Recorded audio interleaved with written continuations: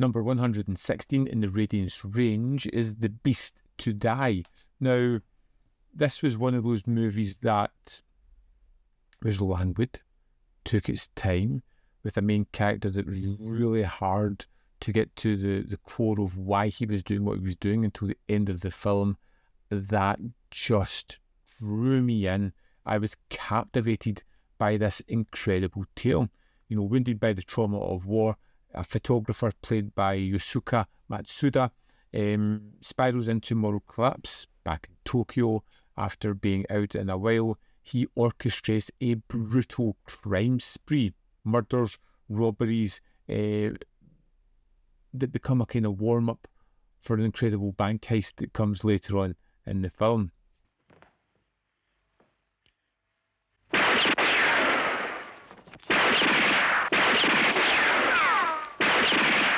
It is one of those films where Matsuda is very stoic. He is moving through this film as though he is the living incarnate of death. Everything he touches dies, and he is dispassionate about almost everything, with the exception of music. There is nothing that keeps this character's attention. People, their lives are pawns to him. He has no care about any of them at all. He just wants to keep moving forward and doing what he's doing. It's not for the money, it's not for the fun of doing things, it's just cause he's been desensitized. This is the thing that is now just driving him forward. And he plays it beautifully. You know, there is a stillness about the way he delivers his lines, about the way he looks. The only time he comes to life is roundabout music, which I just really enjoyed. あなたは？ええ、さっきから探してるんですけど、早々更新曲。This film really builds up the psychological dread throughout it. We have this character who is alienated, who is building his violence. It's more soul-crushing than sensational. This has one of those main characters that, like I said, is like death, with his black coat and hat just moving through this world, just causing complete and utter desolation in his wake.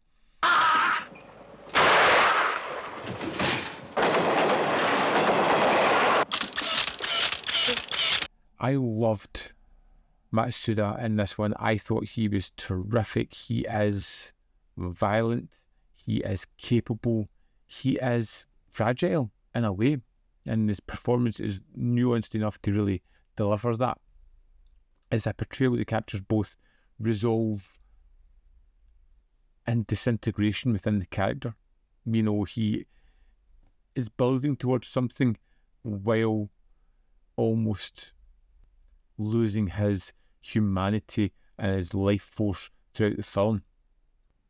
This is a particular visual tone and colour scheme, very bluish as well. The nocturnal street sequences are sort of littered with neon lights as well, but it kind of has this urban alienation about it. You know, there isn't a lot of people about most of the time, and it kind of echoes the moral decay, you know, in the world that our character is living as. You know, it is a bit like a noir movie. It's cold, it's meditative, but it feels like it's sitting into that legacy of noir, but it breaks free with the grander story that it's telling.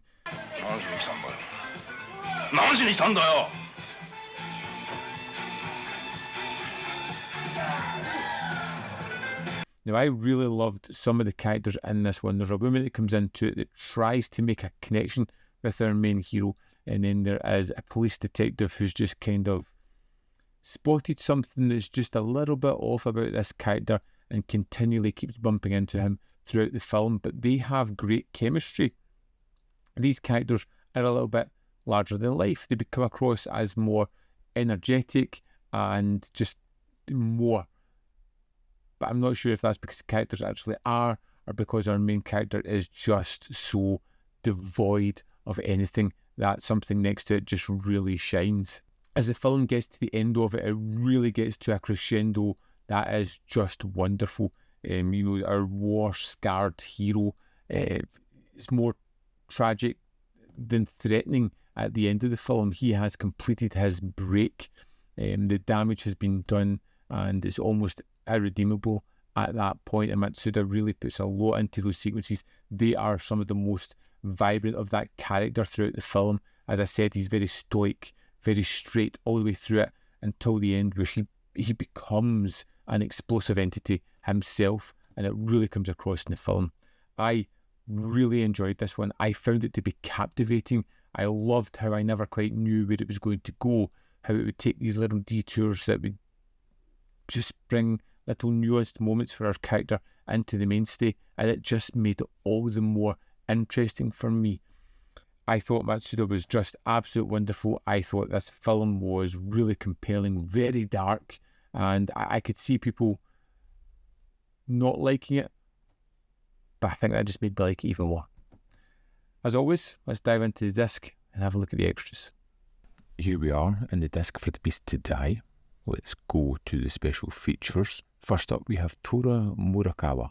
In this new interview, the director remembers The Beast to Die as a turning point in his and the Yūsaku Matsuda's careers as the end of a unique and prolific collaboration streak filmed exclusively for Radiance in March 2025. This is a terrific talking head. It's 20 minutes, 25 seconds, talking about how this was a kind of very different set for them, as they both knew this was the kind of last film, so they were going to collaborate with each other. There was obviously some history there to get into a little bit, but it was a really interesting interview. Next we have Soichi Maruyama. The film's scriptwriter talks about adapting the novel, understanding the motivations of the beastly protagonist, and his long partnership with Yūsaku Matsuda, filmed exclusively for Radiance in March 2025. This runs for 22 minutes, 49 seconds. He talks about starting to work with the creative forces on this film, how he kind of got this job, how he had previously read the novel, how he found it to be really horrifying. Again, another interesting interview. Then we have Jordan Harper.